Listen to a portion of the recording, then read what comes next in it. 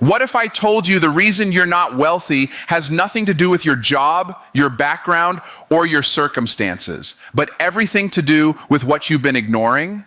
The truth is, the same book sitting on your shelf holds the exact principles that have quietly created millionaires for generations. But here's the problem. Most people read it for inspiration, not for application. I didn't become a multimillionaire by accident. I didn't get lucky. I simply started applying what others kept overlooking.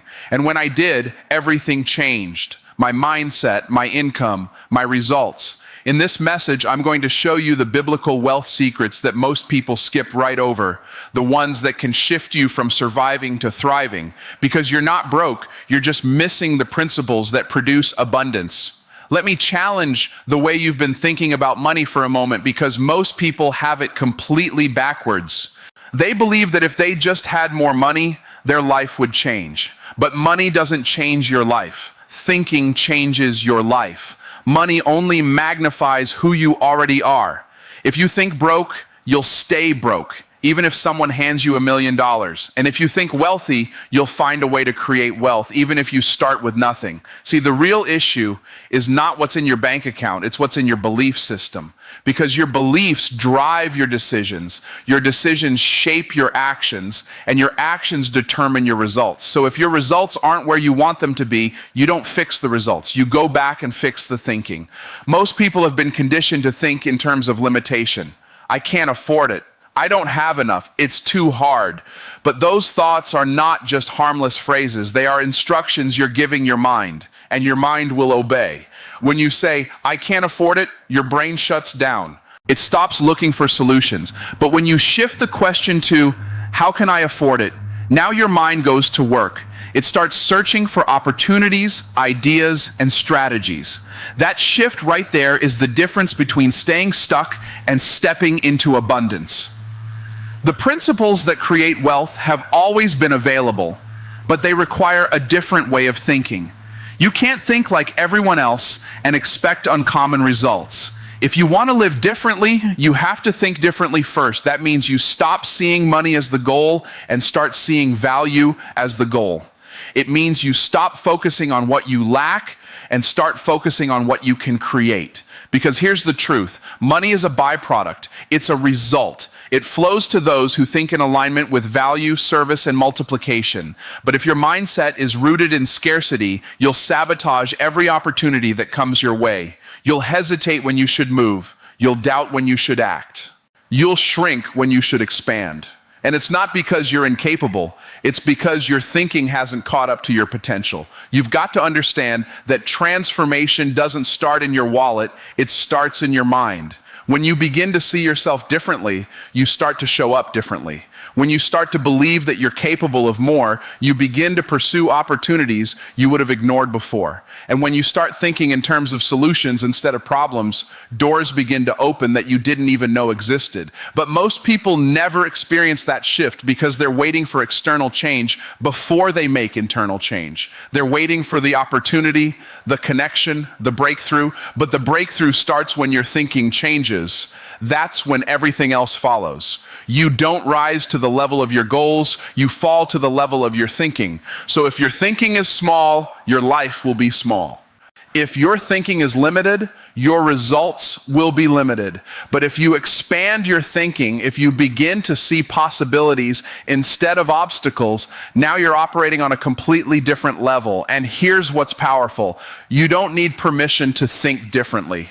You don't need a degree, you don't need a title, you don't need approval, you just need a decision that says, I'm no longer going to think the way I used to think, I'm no longer going to accept limitation as my reality, I'm going to start thinking in alignment with growth, value, and abundance. Because once your thinking changes, everything else has to change. Your actions change, your conversations change, your expectations change, and eventually your results change. So before you chase money, before you look for the next opportunity, before you try to figure out how to make more, fix your thinking. Because wealth doesn't start in your hands, it starts in your mind.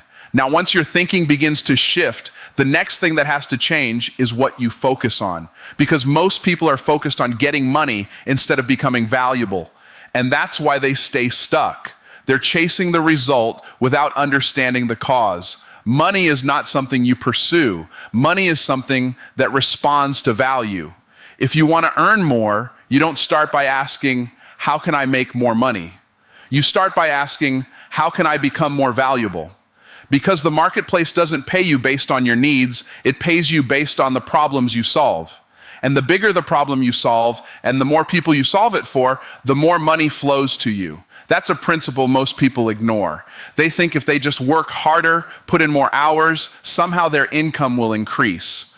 But effort without value doesn't create wealth. It creates exhaustion. You can work 12 hours a day doing something low value and still struggle financially. But someone who delivers high value in a short amount of time can earn exponentially more. So the question is not, am I working hard? The question is, am I working on something valuable? Because value is what creates demand. And when there is demand, there is money. If nobody needs what you offer, it doesn't matter how passionate you are about it. Passion without value won't pay you. But when you align your passion with solving real problems, now you have something the marketplace rewards. You have to start seeing yourself differently, not as someone trying to earn, but as someone designed to serve. There's something, something you can do, something you can create that can make someone else's life better. And when you tap into that, when you begin to develop that and deliver it consistently, that's when everything changes. Because money flows in the direction of service. The more people you serve, the more you earn. The better you serve them, the more you're rewarded. It's not complicated, but it does require a shift. You stop asking, what can I get? And start asking, what can I give? You stop focusing on transactions and start focusing on transformation. And here's where most people miss it. They try to be perfect before they provide value. They think they need more knowledge, more credentials, more confidence. But value doesn't come from perfection. It comes from application. What have you learned that you can use to help someone else right now? That's where you start. You don't have to know everything. You just have to know something that solves a problem for someone. And then you build from there. As you grow, your value grows. As your value grows, your income grows. But it all starts with a decision to focus on contribution instead of consumption, because the marketplace rewards producers, not consumers. If all you do is consume information, consume content, consume products, you'll always be on the paying side. But when you step into creating, solving, building, that's when you move to the earning side. And understand this. Value is not just about what you do. It's about how well you do it. Two people can offer the same service, but the one who delivers it with excellence, clarity, and consistency will always win. That's why you have to develop your skills. You have to refine your ability to communicate, to solve problems, to deliver results. Because people don't pay for effort, they pay for outcomes. If you can help someone save time, make money, reduce stress, or improve their life in a meaningful way, they will gladly pay you for it. And the more effectively you can do that, the more you can charge. So instead of competing on price, compete on value. Instead of trying to be cheaper, focus on being better. Because when your value is clear, price becomes secondary. And once you understand this, you stop chasing money completely. You start chasing mastery. You start asking, how can I get better? How can I serve more people? How can I create more impact?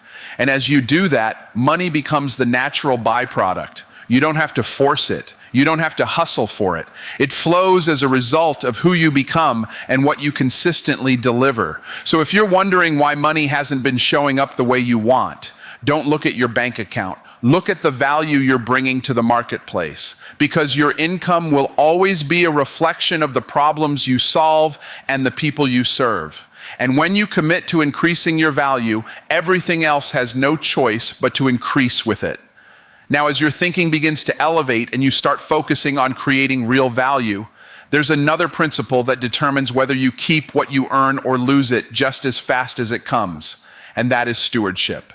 Because it's one thing to make money, it's another thing entirely to manage it well. And most people never cross that bridge. You see, increase doesn't respond to desire, It responds to discipline.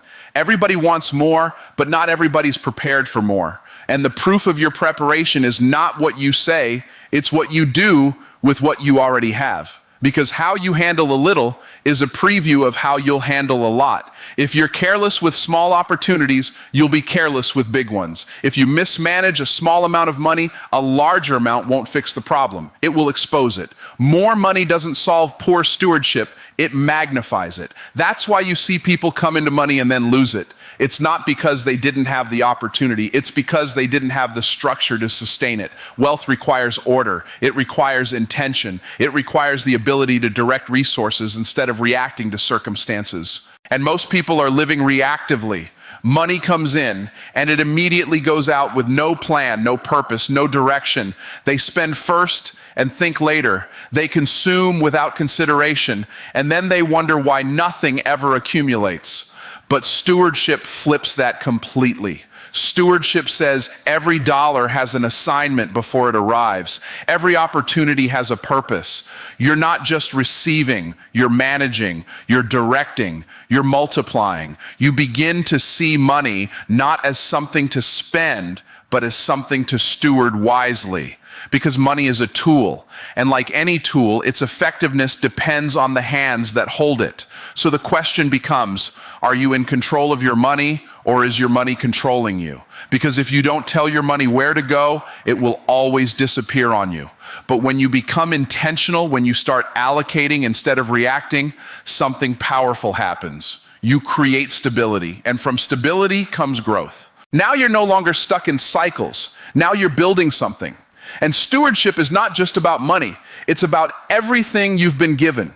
Your time, your skills, your opportunities, your relationships. How you manage these things determines what you're trusted with next. Most people waste time and expect success. They ignore opportunities and expect breakthroughs. They neglect their growth and expect results. But it doesn't work like that. You don't get rewarded for what you want. You get rewarded for what you manage well. And here's where it gets real. Discipline in private produces results in public.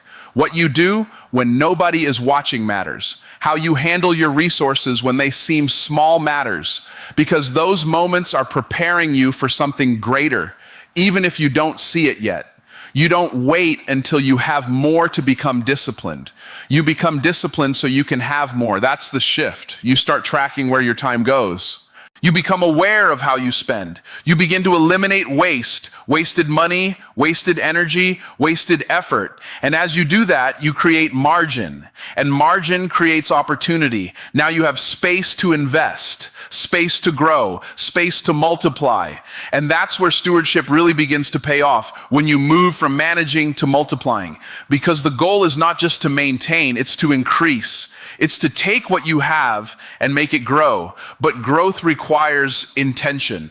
It requires consistency. It requires you to delay gratification in the moment so you can experience multiplication in the future. Most people struggle with that. They want the reward now. They want the comfort now. They want the appearance of success without the foundation of it. But real wealth is built in the decisions nobody applauds. It's built in saying no when it's easier to say yes. It's built in being consistent when it's easier to be distracted.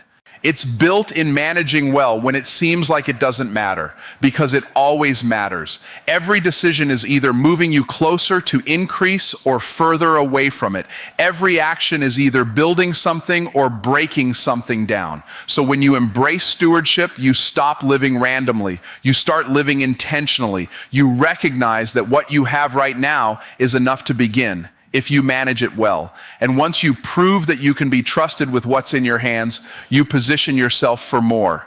Because increase doesn't come to those who want it. It comes to those who are ready for it. Now, as you begin to think differently, create value, and manage what you have with intention, there's another dimension that most people overlook, and that's obedience.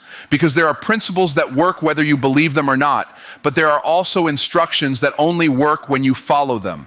And this is where the separation really happens. A lot of people are informed but not transformed. They hear truth, they recognize it, they even agree with it, but they don't act on it. An agreement without action produces nothing. You don't get results from what you know, you get results from what you do. There are people who can quote principles, explain concepts, and talk about success all day long, but their life doesn't reflect it. Why? Because information alone is not enough. At some point, you have to move from knowing to doing. You have to take what you've heard and apply it with consistency.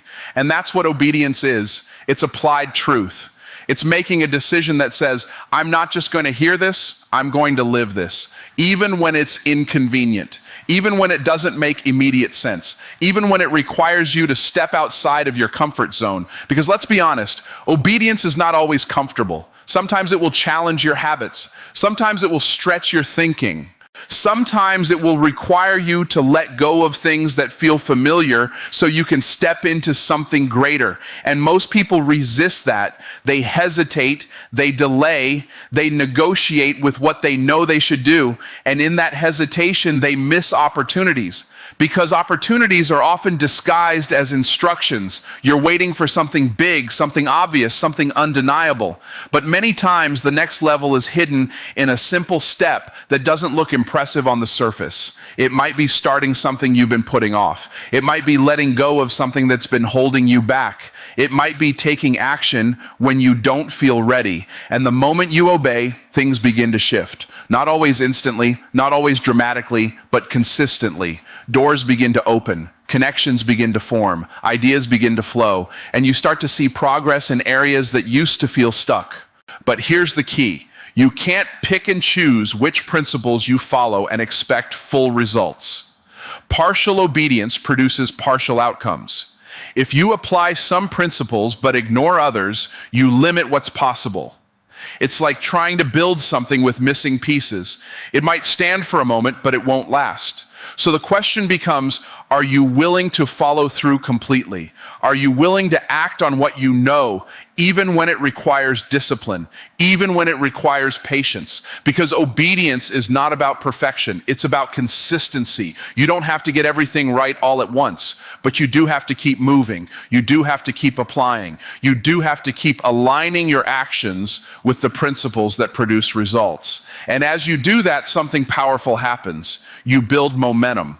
At first, it might feel slow. It might feel like your actions aren't making a difference. But over time, those consistent steps begin to compound. And what once felt difficult becomes natural. What once felt uncertain becomes clear. That's when you start to operate with confidence. Not because everything is guaranteed, but because you've seen the results of alignment. You've seen what happens when you follow through. And now you're no longer driven by emotion. You're driven by principle. Because emotions change, motivation fades, but principles remain constant. And when your actions are rooted in something stable, your results become more predictable. So instead of waiting to feel ready, you move because you understand. Instead of waiting for perfect conditions, you act because you're committed. Instead of overthinking every step, you take the next step you already know to take. And that's where growth happens. Not in hesitation, not in overanalysis, but in execution, because clarity doesn't come before action. It comes from action. The more you move, the more you see. The more you apply, the more you understand. And the more you align your actions with truth, the more your life begins to reflect it. So if you've been stuck, if you've been waiting, if you've been holding back, this is your moment to shift. You already know more than enough to begin. Now it's time to act on it, because everything changes when you stop just hearing and start obeying. Now, when you begin to operate in alignment with right thinking, when you focus on creating real value, when you manage what you have with discipline, and when you take consistent action on what you know to do, you step into a completely different way of living. And that is the principle of multiplication. Because most people have been taught to survive through effort instead of thrive through systems. They've been conditioned to believe that the only way to make more is to do more. Work more hours, put in more effort, grind harder, but there's a limit to that. You only have so much time, so much energy. And if your income is tied directly to your effort, you've already placed a ceiling on your potential. That's why some people stay busy their entire lives, but never truly build wealth. They're working, but nothing is multiplying.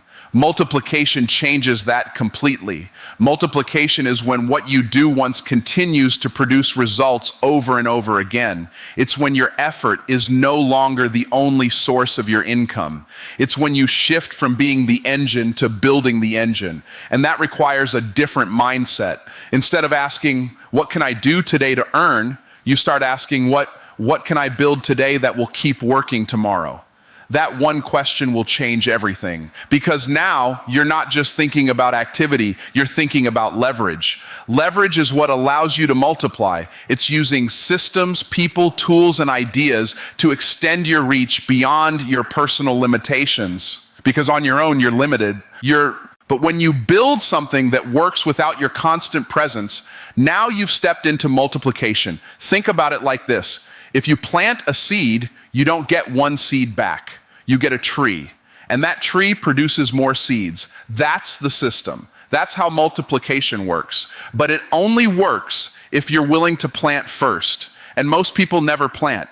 They consume everything and invest nothing. They want the harvest, but they're not willing to release the seed. And until you make that shift, multiplication will never happen in your life, because multiplication always starts with a seed. It might be your time, it might be your money, it might be your knowledge, but whatever it is, you have to be willing to use it in a way that creates more, not just maintains what you already have. And here's where it gets uncomfortable, because planting requires trust. It requires patience. It requires you to let go of something now so it can become something greater later. Most people struggle with that. They want immediate results. They want instant returns. But multiplication doesn't work on your timeline. It works on a process. You plant, you nurture, you wait, and then you harvest. And in that waiting season, it can feel like nothing is happening. But just because you can't see it doesn't mean it's not growing. Something is happening beneath the surface. Something is developing. Something is preparing to produce. But if you don't understand the process, you'll quit too early. You'll dig up the seed before it has a chance to grow. You'll abandon the system before it has a chance to multiply. That's why consistency matters so much. You don't plant once and stop. You don't invest once and walk away. You stay committed to the process. You keep building, you keep refining, you keep showing up. And over time, those small, consistent actions begin to compound into something significant. That's when multiplication becomes visible. Now your efforts start producing results beyond what you could do on your own. Now you're seeing growth that doesn't require constant input. Now you're experiencing expansion. And this is where true freedom begins. Because when your income is no longer tied only to your time, you gain options, you gain flexibility, you gain the ability to focus on higher level opportunities instead of just maintaining your current situation. But it all comes back to how you think. If you're only thinking about today, you'll never build for tomorrow. If you're only focused on what you can get now, you'll miss what you could have later. But when you start thinking in terms of multiplication, you begin to make different decisions. You begin to invest instead of spend. You begin to build instead of just work. You begin to create systems instead of relying on effort alone. And as you do that, your life starts to reflect a different pattern, not just survival, but growth. Not just activity, but progress. Not just income, but increase. So don't just work for money. Don't just manage what you have. Build something that multiplies, because in the end, it's not about how hard you work. It's about what your work produces after you're done.